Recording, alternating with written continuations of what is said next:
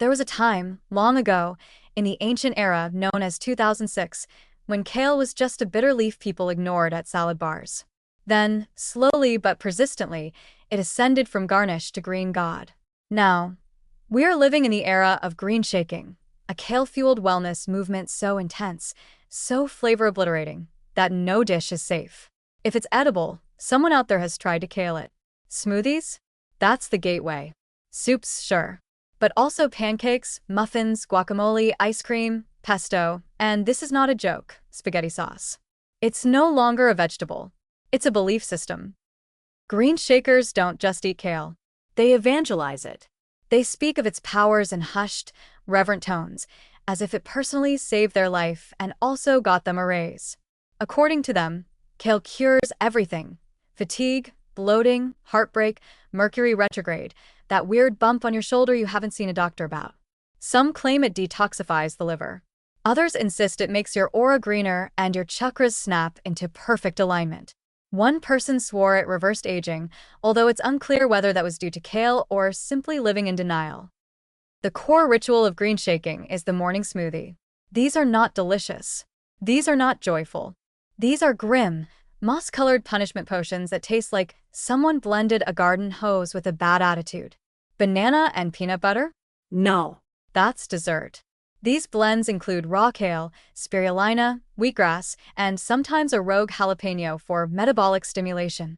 The texture is best described as liquefied yard waste, and yet, green shakers will down it with a smile and then pretend they're thriving. They are not thriving. They are enduring. But like any dietary obsession dressed up as self-care, green shaking doesn't stop at breakfast. Once the chlorophyll addiction sets in, kale starts infiltrating all aspects of life. Green shakers will sauté it, juice it, stuff it in sandwiches, crumble it on popcorn, and fold it into brownies for the antioxidants. They've ruined hummus. They've corrupted mac and cheese.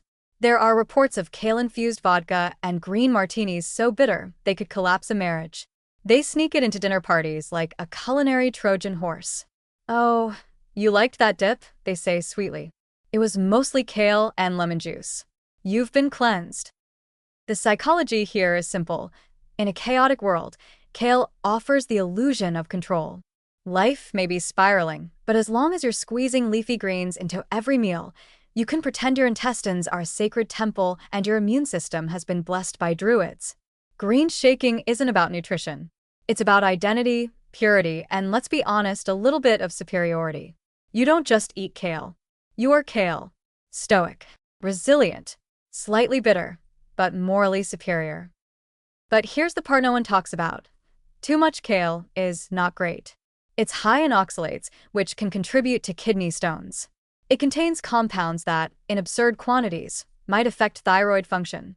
And no, there's no evidence that it cures heartbreak or makes you immortal, unless you define immortality as becoming a cautionary tale. The human body was not designed to process 9 servings of raw cruciferous vegetables a day. That's not wellness. That's biological sabotage. Also, have you smelled someone on the kale cleanse for a week?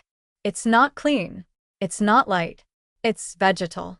These are people whose sweat smells like compost tea and who have not had a joyful bowel movement since before they downloaded a hydration tracking app. There's a fine line between health-conscious and chlorophyll cultist, and green shakers pole vault over it wearing matcha-stained leggings.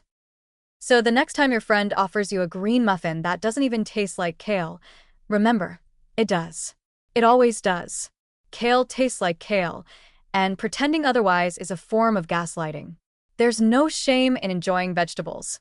But once you're putting kale in cupcakes and calling it gut-friendly frosting, it might be time to reintroduce flavor and joy back into your life. Warning: green shaking may cause spontaneous sanctimony, extreme smoothie fatigue, the inability to enjoy pizza without healthifying it, and permanent psychological damage from kale-based desserts. If you begin to view pesto as a nutritional gateway drug, please seek help. Not everything needs to be green. Some things are allowed to be delicious.